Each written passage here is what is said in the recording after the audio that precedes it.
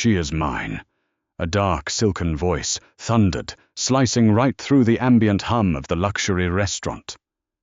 A heavy hand, adorned with a formidable gold signet ring, clamped firmly onto my waist. I had only come here for a miserable blind date, a desperate attempt to move on. Instead, I found myself pressed against a man whose name made politicians sweat and billionaires bow. My arrogant ex stood entirely frozen in terror. I thought I was being rescued, but I had just been claimed by the devil himself. Rain lashed against the floor-to-ceiling windows of Laura Boston's most impossibly exclusive dining room, blurring the city lights into streaks of gold and crimson. I sat alone at a corner table, staring at the ice melting in my water glass. It was 8:45 p.m.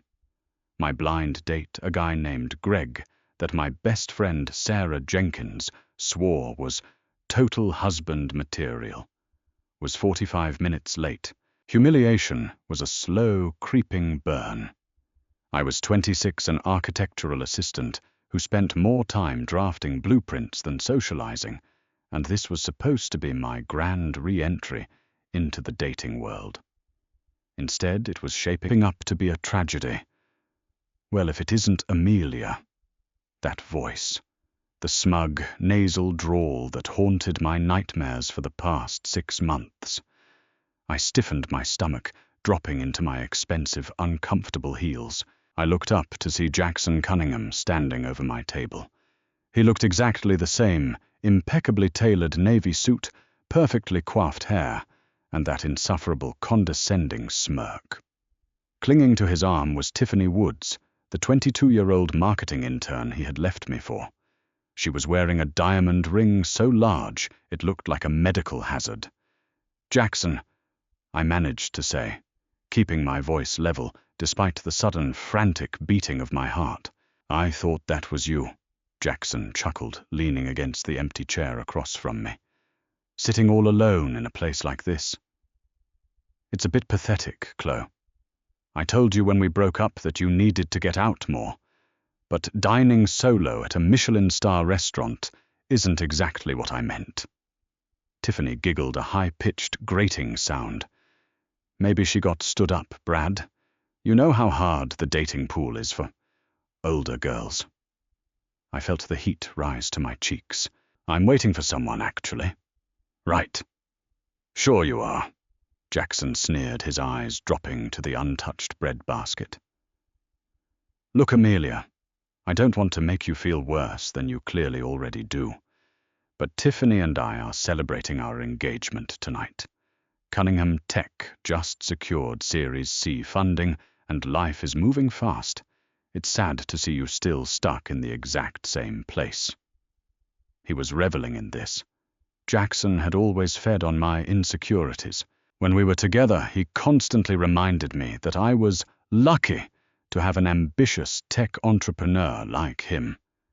"Please, Jackson, just leave me alone," I whispered, hating how small my voice sounded. "I will," he said, leaning in closer, his voice dropping to a vicious whisper. "But first, I think you should leave. We have the VIP booth booked, and looking at your depressing little solo pity party is going to ruin my appetite." Before I could formulate a response, the atmosphere in the restaurant shifted.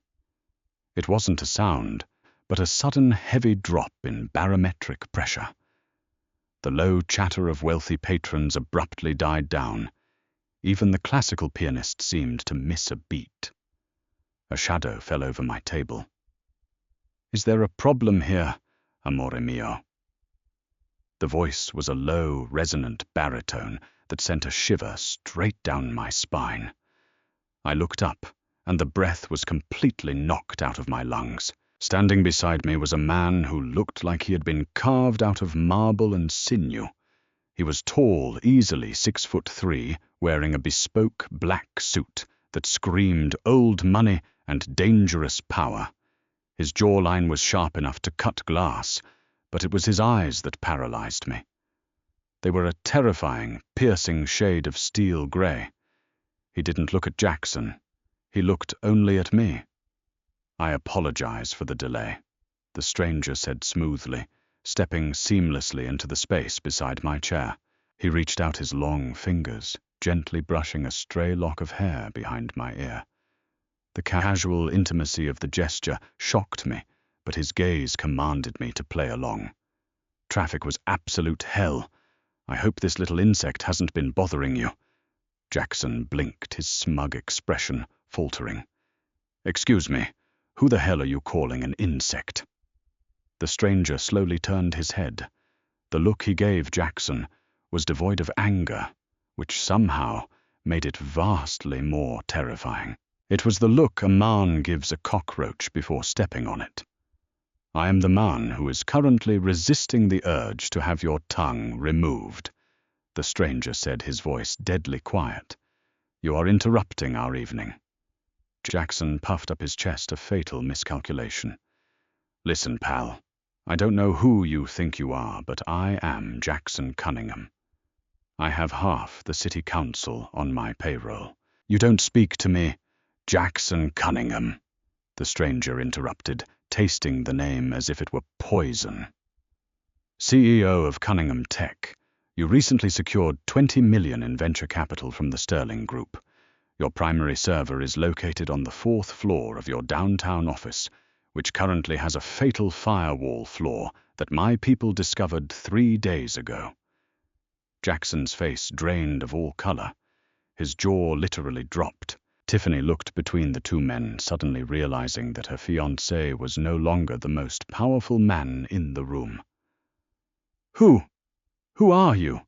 Jackson stammered, stepping back. The stranger didn't answer him.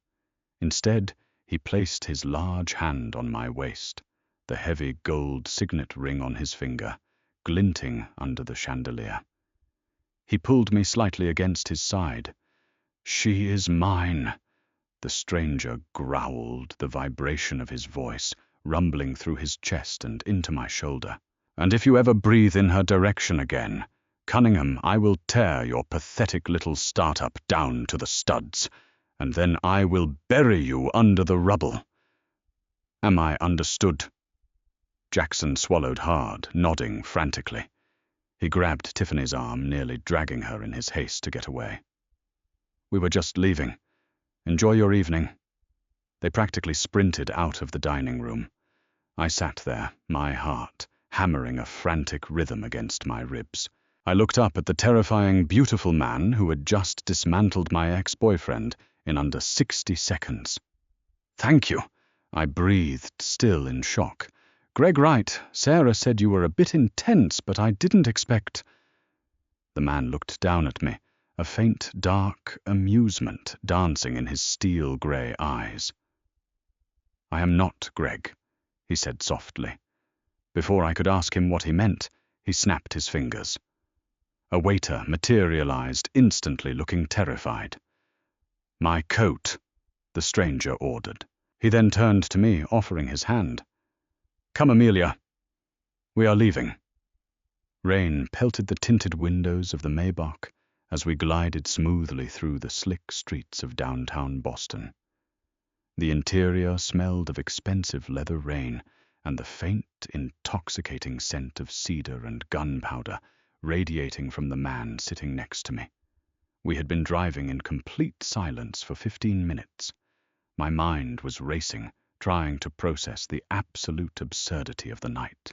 If this man wasn't Greg, who was he? How did he know my name? How did he know so much about Jackson's company?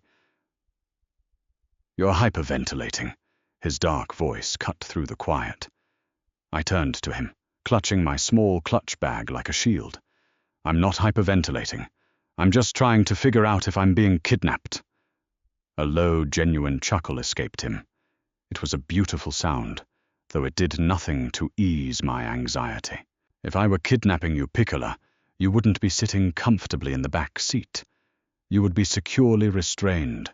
You are simply being escorted home." "Who are you?" I demanded, finding a shred of courage. His steel eyes shifted to mine, catching the passing glow of the streetlights. someone who detests arrogance. Consider tonight a favor." Before I could press him further, the heavy car glided to a halt right in front of my modest apartment building in the South End. The driver, a hulking man with a scar running down his neck, immediately got out and opened my door.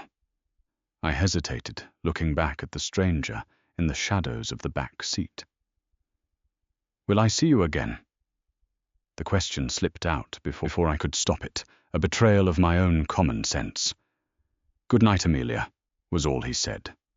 I scrambled out of the car entirely embarrassed and rushed up the steps to my building. By the time I unlocked the main door and looked back, the sleek black Maybach had vanished into the rain. The next morning, I woke up convinced the entire evening had been a fever dream induced by a bad oyster. I brewed a strong pot of coffee and grabbed my phone fully, intending to unleash my fury on Sarah Jenkins for setting me up with a phantom. I hit dial. She answered on the first ring, sounding frantic. "Amelia, oh my God, I am so sorry. Please tell me you aren't sitting at the restaurant." I frowned, taking a sip of my coffee. "Sarah, it's 7:30 in the morning. Of course I'm not at the restaurant, but what the hell happened to Greg?" "That's what I'm trying to tell you," Sarah yelled. "Greg was in an accident, a massive pileup on the I-93. He's been in the hospital with a broken collarbone all night. He just got his phone back to call me. He never even made it to Laura." My coffee cup froze halfway to my mouth. A cold chill washed over my skin, raising every hair on my arms. "Wait," I whispered. "If Greg never made it, who did I have dinner with?" "What do you mean? Who did you have dinner with?" Sarah asked, thoroughly confused. "Never mind. Tell Greg I hope he feels better," I said, hanging up abruptly. My mind was spinning. The stranger had known my name. He had known Jackson's name. This wasn't a random act of chivalry by a passing, handsome stranger.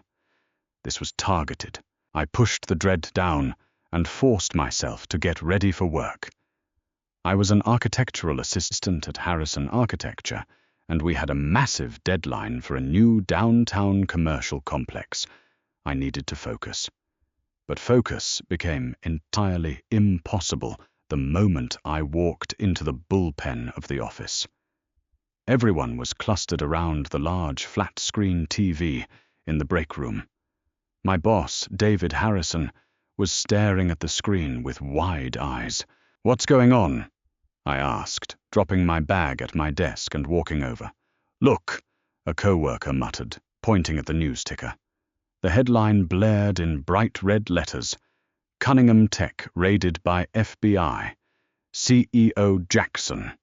Cunningham held on multiple fraud charges." The news anchor was detailing a massive operation. Overnight, federal agents had stormed Jackson's offices. His assets were frozen. The Series C funding had been pulled due to sudden anonymous tips regarding massive financial discrepancies and illegal data harvesting. Jackson Cunningham had lost everything in the span of 12 hours. "I will tear your pathetic little startup down to the studs, and then I will bury you under the rubble." The stranger's voice echoed in my head. A wave of dizziness hit me so hard I had to grip the edge of the counter to stay upright. This wasn't a coincidence. This was an execution. "Amelia, are you all right?" "You look pale," David asked, noticing my grip on the counter. "I'm fine, just didn't sleep well." I lied, backing out of the break room. I spent the rest of the day in a state of high paranoia. Every time the office door opened, I jumped. Every time my phone buzzed, my heart leapt into my throat. Who had I tangled with? Was he a hacker, a rival, CEO, a mobster? At 4:00 p.m., the receptionist, a sweet older woman named Martha, walked over to my desk carrying a large, sleek black box tied with a thick silk ribbon. "Delivery for you, Amelia." Martha smiled. No return address. Must be a secret admirer. My hands shook as I took the box. I waited until Martha walked away, before carefully untying the ribbon. Inside, resting on a bed of dark tissue paper, was a dress. It was made of heavy liquid emerald silk, cut exquisitely. It looked like it cost more than my entire year's salary. Resting on top of the fabric was a heavy cream-colored cardstock note. The insect has been squashed. Now we have business to discuss. My driver will be outside your apartment at 8:00 p.m. Wear this. LBLB. I stared at the initials. I was terrified. A sane woman would throw the dress in the trash locker doors and call the police. But as I looked at the news article still pulled up on my monitor, Jackson's arrogant face plastered beneath the word fraud, I realized something profound. The police couldn't protect me from a man who could dismantle an empire between midnight and dawn. If I wanted answers, I was going to have to get in the car. Standing in front of my full-length mirror at 7:50 p.m., I hardly recognized the woman staring back at me. The emerald silk dress clung to my curves like a second skin, the deep V-neck and high slit radiating a dangerous kind of elegance I didn't know I possessed. I had pinned my dark hair up, leaving a few tendrils to frame my face, and applied a bolder red lipstick than I usually dared. If I was going to dine with the devil, I needed armor. Right at 8:00 p.m., a heavy knock echoed at my front door. I grabbed my clutch, took a deep breath, and opened it. Standing in the hallway was the same hulking driver from the night before, the scar on his neck looking even more menacing under the fluorescent hallway lights. "Miss Hastings?" He rumbled his voice gravelly. "I am Vincent. Mr. Bianchi is expecting you." Bianchi. The name hit me like a physical blow. Lorenzo Bianchi. He was a ghost, a myth spoken about in hushed, terrified whispers in the local news. Head of the Bianchi Syndicate, a sprawling organization with tendrils in real estate shipping and things much darker. He was a man who allegedly controlled the city's underground with an iron, blood-soaked fist. My survival instincts screamed at me to slam the door and run for the fire escape. But my feet moved forward, stepping out of the apartment. Vincent nodded approvingly and led me down to a waiting black SUV. The drive took us out of the city, winding into the heavily wooded, affluent hills of Weston. The sprawling estates grew larger and further apart until we pulled up to a pair of massive wrought-iron gates. Vincent punched in a code, and the gates swung open, revealing a stone mansion that looked like a modern fortress. My heart hammered a frantic rhythm as Vincent opened my door. "Straight through the main doors, miss. He is waiting in the conservatory." I walked up the sweeping stone steps. The double mahogany doors were already open. The interior of the house was breathtaking dark wood, priceless art, and an eerie, absolute silence. I followed the soft glow of light down a long hallway until I entered a massive glass-walled conservatory overlooking a manicured garden. Lorenzo Bianchi stood by a grand piano, pouring amber liquid into a crystal glass. He wasn't wearing a suit tonight. He had on a black button-down shirt, the sleeves rolled up to reveal forearms covered in intricate dark tattoos. Without the jacket, the raw, lethal power of his physique was even more intimidating. He turned as I entered, his steel eyes sweeping over me. A slow, dangerous heat flickered in his gaze, making my breath hitch. "Emerald is definitely your color, Amelia," he murmured, walking toward me and offering a glass of wine. I didn't take it. "Why am I here, Mr. Bianchi?" A slight, impressed smirk touched his lips. He placed the glass on a nearby table. "You did your research? Or Vincent talks too much?" "I watch the news," I said, trying to keep my voice steady. "And I watched my ex-boyfriend, get destroyed on national television today. So I will ask again. Why am I here? What do you want from me? Lorenzo's amusement faded, replaced by a cold, sharp intensity. He stepped closer, towering over me. The scent of cedar and expensive cologne enveloped me. I don't step in to save damsels in distress, Amelia, Lorenzo said softly. I went to Laura last night to observe you, to decide if I was going to put a bullet in your head. My blood turned to ice. I stumbled back a step, but he caught my arm, his grip surprisingly gentle but entirely unyielding. Let me go! I gasped, genuine panic finally breaking through my facade. Listen to me, Lorenzo commanded, his voice a low rumble.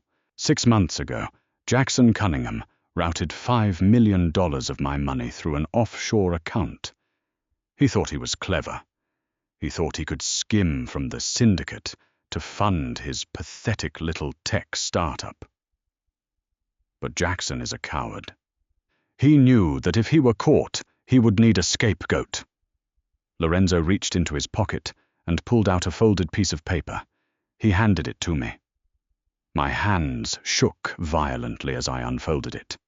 It was a lease agreement for a massive server warehouse, and at the bottom, signed in black ink, was my name.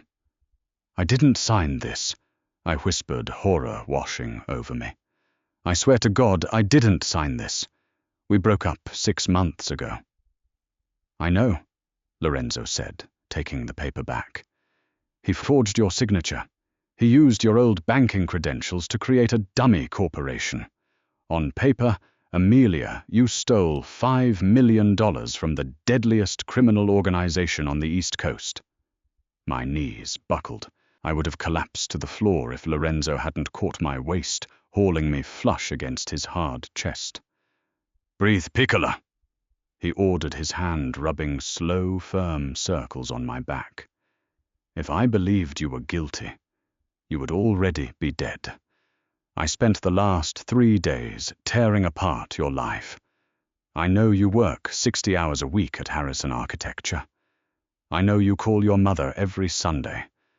I know you clip coupons for groceries. You aren't a criminal mastermind. You are collateral damage. I looked up at him, tears of terror and betrayal pricking my eyes. Jackson set me up to die. He did. Lorenzo agreed, his eyes darkening with sudden violent fury. Which is why I enjoyed taking everything from him today. By tomorrow, he will be moved to federal lockup. He will not survive the week. I shuddered, the reality of my situation crashing down on me. So, if you know I'm innocent, why am I here? Am I free to go? Lorenzo looked down at me, his hand still resting possessively on my waist. The tension in the air shifted drastically from fear to something thick, heavy, and deeply electric. When I walked into that restaurant last night, Lorenzo murmured, tracing a knuckle down my cheek, I fully intended to drag you out by your hair and interrogate you. But then, I saw you sitting there, so remarkably beautiful, taking the abuse of a man who wasn't fit to breathe the same air as you. And something shifted. Shifted. I echoed my voice, barely a breath. You belong to my world now, Amelia, whether you want to or not. He'd stated his tone, leaving absolutely zero room for argument. Jackson's partners, the men he was really working for, know your name. They think you have the money. If you walk out of those gates tonight, you will be dead before sunrise. No, I panicked, pushing against his chest. I have a life. I have a job. You can't just keep me here. Lorenzo's arm tightened, pinning me flush against him. His face dipped low, his lips brushing against my ear. I am not keeping you here as a prisoner, he whispered, sending violent shivers down my spine. I am keeping you here as mine. You need protection, Amelia, and I need a reason to burn the rest of this city to the ground. Congratulations, sweetheart. You are now the most heavily guarded woman in Boston. Before I could protest, before I could scream or fight, the loud, deafening shatter of glass exploded through the conservatory. Gunfire. Lorenzo tackled me to the marble floor, covering my body entirely with his own, as the beautiful glass walls around us rained down in a deadly glittering storm. Shards of razor-sharp glass rained down like crystal shrapnel, bouncing off Lorenzo's broad back as he shielded me completely from the onslaught. The deafening roar of automatic gunfire shattered the tranquility of the western estate. My ears rang a high-pitched whine, drowning out my own terrified screams. I squeezed my eyes shut, burying my face into the crook of Lorenzo's neck, inhaling the sharp scent of his cologne, mixed with the sudden, metallic tang of blood. "Keep your head down," Lorenzo roared over the chaos. He didn't wait for my response. His arm clamped around my waist like a vice, and he hauled me off the marble floor with terrifying ease. We moved in a synchronized blur of survival. Vincent materialized from the hallway, a heavy assault rifle already pressed to his shoulder, returning fire into the darkness of the gardens. The muzzle flash illuminated the conservatory in violent, strobing bursts of yellow light. "3 shooters, West Lawn," Vincent shouted, his gravelly voice remarkably calm for a man in a firefight. "Moretti's men. They brought heavy artillery, boss." "Hold them off. I am getting her to the vault," Lorenzo commanded. He dragged me through a hidden door behind the grand piano, plunging us into a narrow, dimly lit corridor that smelled of cold stone and dust. My high heels made frantic clicking sounds against the concrete, and my chest heaved as I struggled to pull oxygen into my panicked lungs. "Lorenzo," I choked out my voice, trembling so violently I could barely form the word. "You're bleeding." I could feel it, a warm, sticky wetness soaking through the shoulder of his black shirt, where a piece of glass or perhaps a bullet had grazed him. He didn't even flinch. "It is nothing. Keep moving, Amelia." We reached the end of the corridor, stopping in front of a massive steel door. Lorenzo pressed his thumb to a biometric scanner, and the heavy metal hissed open. He shoved me inside, stepping in right behind me and slamming the door shut. The silence that followed was absolute and suffocating, cutting off the sounds of the war raging above us. The panic room was no dark cellar. It looked like the command center of a military submarine, lined with monitors displaying every angle of the estate. Lorenzo strode immediately to a stainless steel counter, pulling open a drawer to reveal an arsenal of weapons. "Who are the Morettis?" I demanded, crossing my arms tightly across my chest to stop my violently shaking hands. "Why are they shooting at us? You said Jackson was working for someone else. Is this them?" Lorenzo expertly lit a matte black handgun, sliding it into a shoulder holster. His steel-gray eyes met mine, devoid of fear, filled only with a cold, calculating rage. "Dominic Moretti runs the New York syndicate," Lorenzo explained, his voice eerily calm. "They have been trying to encroach on my Boston territory for 3 years. Jackson, in his infinite arrogant stupidity, didn't just steal $5 million of my money. He promised Moretti a proprietary encryption algorithm he developed at Cunningham Tech, an algorithm that would allow Moretti to launder billions, completely untraceably." My stomach dropped into a bottomless abyss. "And they think I have it? Because Jackson put my name on the dummy corporation." "Exactly," Lorenzo said, stepping into my personal space. He reached out his bloodied hand, gently cupping my jaw. The contrast between the violence he had just committed and the tenderness of his touch was deeply jarring. "Moretti doesn't care about the $5 million. He wants the algorithm. He thinks you are the key to finding it." "I don't know anything about an algorithm," I whispered, tears finally spilling over my lashes. "I'm just an architect. I draw buildings. I don't write code. I know, Lorenzo murmured, using his thumb to wipe away my tear. But Moretti doesn't know that. And until I wipe his entire bloodline off the map, you cannot return to your normal life. You belong to me now, Amelia. Your safety is my sole responsibility. Before I could process the terrifying weight of his words, the monitors flickered. Vincent's face appeared on a screen. Clear, Vincent grunted, wiping blood from his cheek. 4 casualties on their side. The rest retreated. I have the perimeter secured, but this location is burned. Prep the armored transport, Lorenzo ordered. We are moving to the Four Seasons residences. Send a clean-up crew to the estate. 10 minutes later, we were entirely submerged in the oppressive darkness of an armored SUV, speeding away from the bullet-riddled mansion. I sat shivering in my ruined emerald dress, a heavy wool blanket draped over my shoulders. Lorenzo sat beside me, his jaw clenched rapidly, firing off texts on a secure, encrypted phone. We arrived at the Four Seasons private residences in Back Bay through a subterranean private garage. Vincent ushered us into a private elevator that shot straight up to the penthouse level. When the doors opened, I stepped into a sprawling multi-million-dollar fortress in the sky. Floor-to-ceiling windows offered a panoramic view of the Boston skyline, the city completely ignorant to the bloodshed that had just occurred miles away. Lorenzo walked straight to a wet bar and poured 2 fingers of scotch, downing it in one swallow. "You sleep in the master suite," he said, turning to me, his silhouette framed by the city lights. "No one gets up this elevator without my biometric approval. Vincent will be stationed at the door. You are safe here." "Door safe," I let out a broken, hysterical laugh, dropping the blanket. My ex-boyfriend framed me for stealing from the Mafia.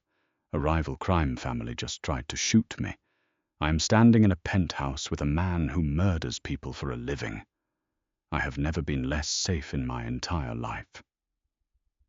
Lorenzo crossed the room in 3 long strides, stopping inches from me. The heat radiating off his body was palpable. He looked down at me, his gaze dropping to my lips before rising back to my eyes. "You are breathing, aren't you?" He growled softly, the vibration sending a shiver straight down to my toes. "You are unharmed. I took bullets for you tonight, Amelia. I will burn Boston to ashes before I let Dominic Moretti touch a single hair on your head. Do not question my ability to keep you alive." I stared up at him, breathless, trapped in the magnetic pull of a man who was equal parts monster and savior. I didn't say another word. I turned and walked into the master bedroom, locking the heavy mahogany door behind me.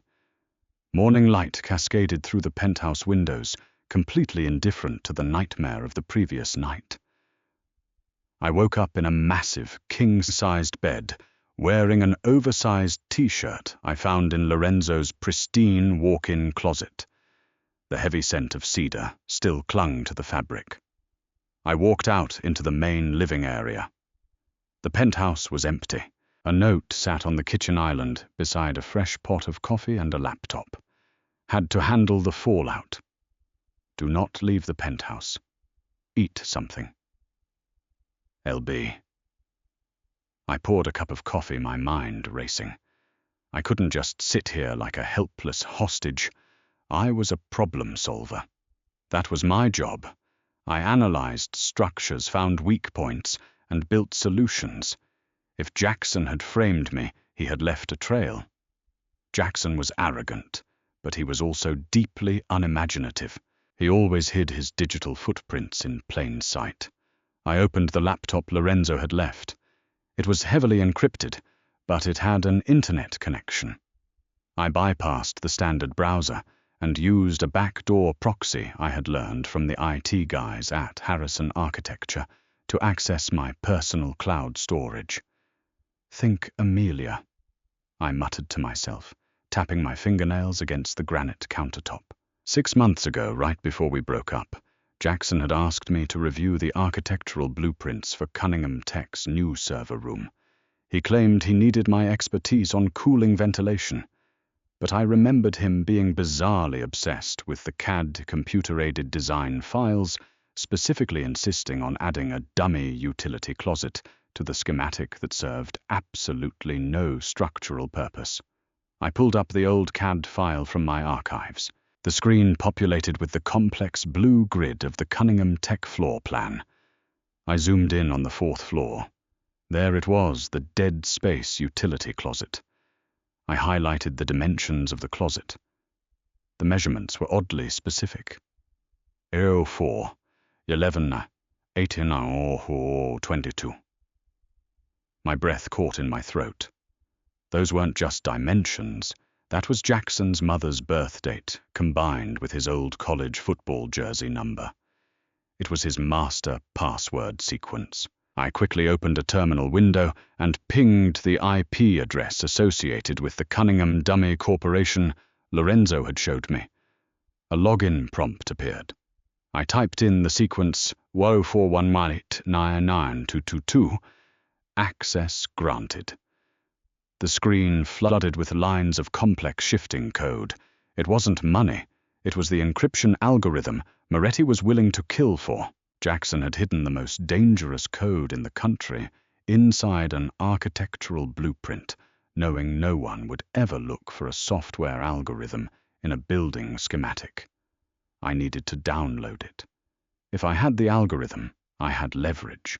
I could trade it to Lorenzo for my freedom or destroy it, so Moretti had no reason to hunt me.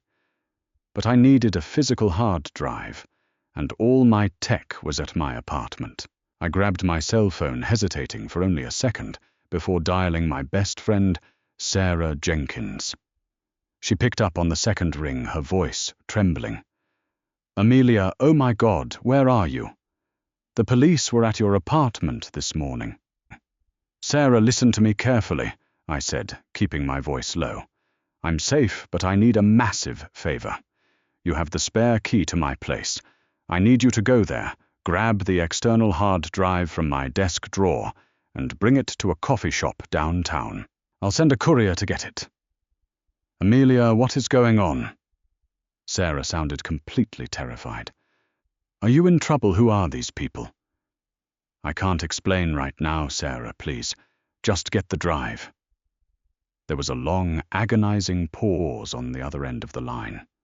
When Sarah spoke again, her voice was strange, flat, robotic, and trembling. I can't do that, Amelia. I'm sorry." "Sarah, what do you mean you can't?" "I'm sorry." She sobbed suddenly, the sound breaking my heart. "They said if I didn't keep you on the phone, they would kill my fiancé. They're tracking your call right now, Amelia. Run." The line went dead. The blood drained entirely from my face. The phone slipped from my fingers, clattering onto the marble floor. Moretti hadn't just attacked the estate. He had systematically hunted down the people I cared about. He had Sarah, and now he had my exact location. I lunged for the laptop, frantically trying to sever the connection, but before my fingers could graze the keys, the penthouse elevator chimed. I froze, grabbing a heavy kitchen knife from the butcher block. The doors slid open, and Lorenzo stepped out. He looked immaculate in a dark grey suit, though his knuckles were heavily bruised and split. He took one look at me standing there with a knife pale as a ghost, and the relaxed posture instantly vanished from his body. "What happened?" he demanded, crossing the room in a second, effortlessly disarming me and tossing the knife onto the counter. "Moretti has Sarah," I gasped, clutching the lapels of his suit jacket.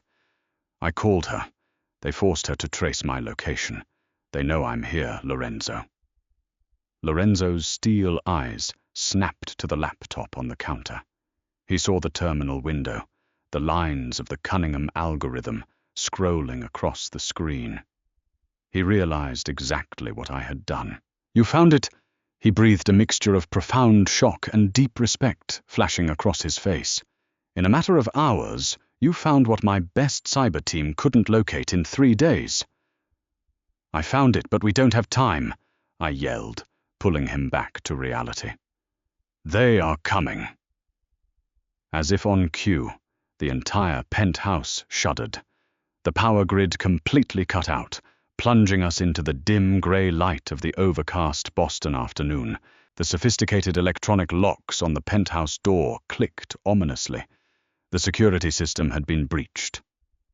"Vincent is downstairs," Lorenzo growled, pulling his gun from his holster. He grabbed my hand, his grip unyielding. "They hacked the building's mainframe. We are trapped in the sky. Piccola, get behind me." Heavy tactical boots slammed against the marble flooring of the hallway outside. They weren't sneaking in. They were invading. Moretti's men had bypassed the lobby entirely, likely dropping in from the roof.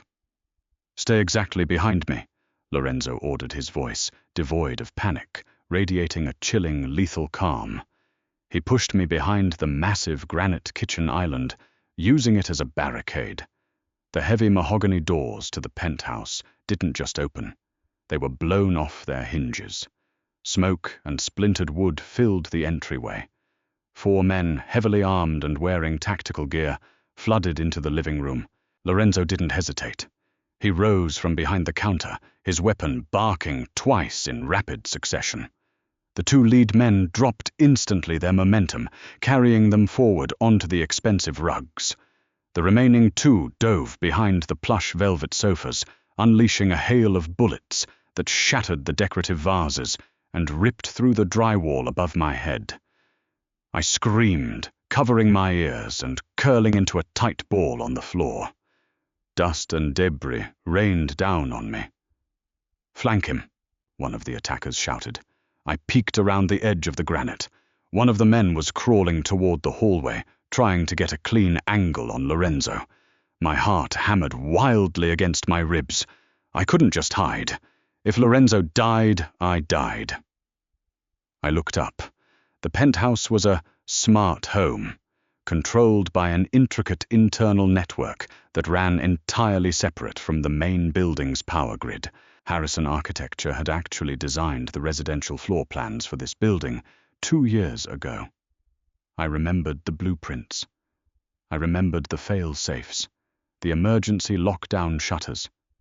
I crawled frantically on my hands and knees toward the iPad mounted on the wall near the pantry, dodging a spray of bullets that chewed up the floorboards a foot away from me. "Amelia, stay down," Lorenzo roared, dropping another magazine from his gun and seamlessly slamming a fresh one home. I ignored him. I reached up my fingers, trembling as I swiped the blank screen. The backup battery kicked in, illuminating the home control panel. I navigated to the security tab, bypassed the basic alarm, and hit the command for hurricane lockdown. Instantly, massive steel shutters slammed down over the floor-to-ceiling windows, sealing the penthouse in pitch darkness, save for the eerie red glow of emergency lighting. But more importantly, the heavy internal blast doors designed to separate the living quarters during a fire slammed shut down the center of the room. The attacker who had been flanking Lorenzo was suddenly caught on the wrong side of the descending steel wall. He panicked, turning back, but he was trapped in a narrow corridor. Lorenzo didn't miss the opportunity. He moved with the terrifying grace of an apex predator in the dark. A single suppressed shot echoed through the room.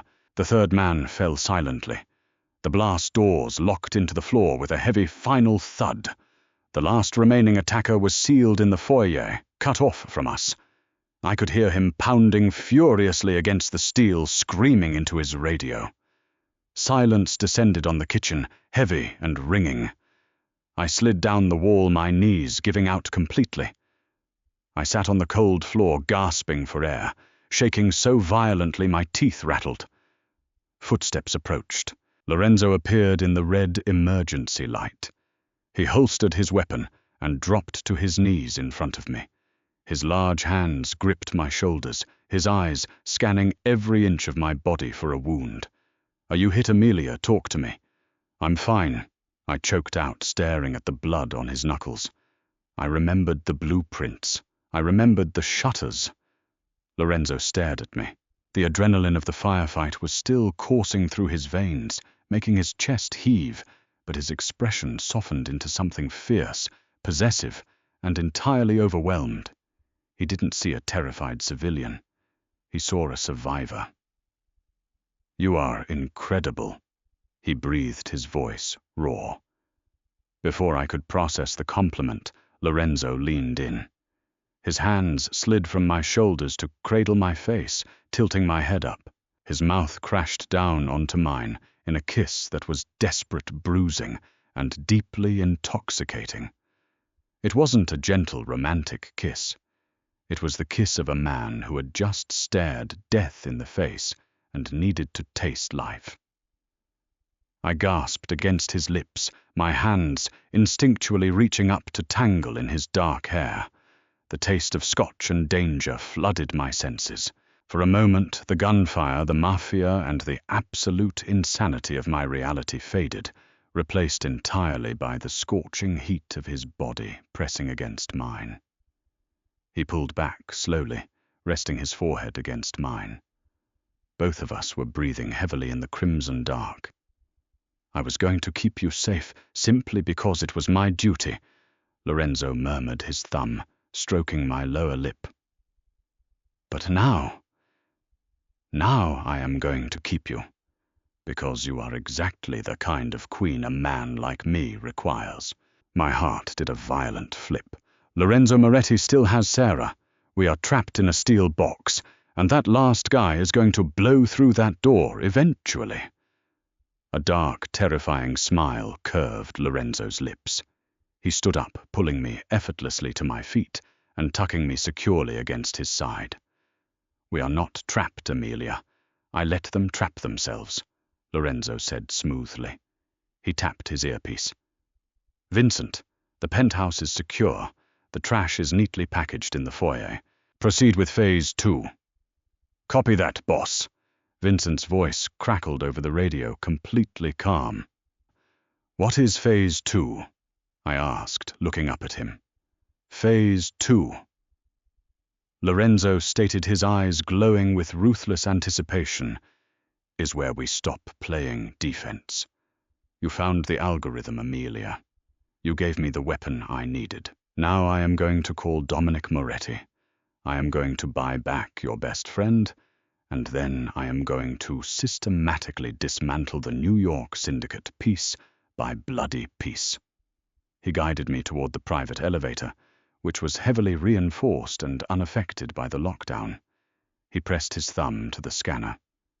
"Welcome to the inner circle, amore mio," Lorenzo whispered as the doors slid open.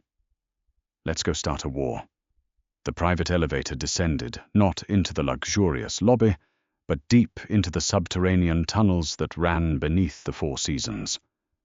We emerged into a cavernous, dimly lit garage, filled with heavily armored black SUVs. Dozens of men dressed in identical dark tactical gear stood in precise formation. When Lorenzo stepped out, the entire garage fell into a lethal, reverent silence. This was the true scope of the Bianchi syndicate. It was an army. Vincent stepped forward, handing Lorenzo a sleek, secure tablet. "Moretti is waiting for the call, boss." Lorenzo nodded, his jaw set in a hard, unforgiving line. He turned to me. "Stay in the car, Amelia. Do not roll down the windows. Do not open the doors." "Lorenzo." I grabbed his arm before he could pull away.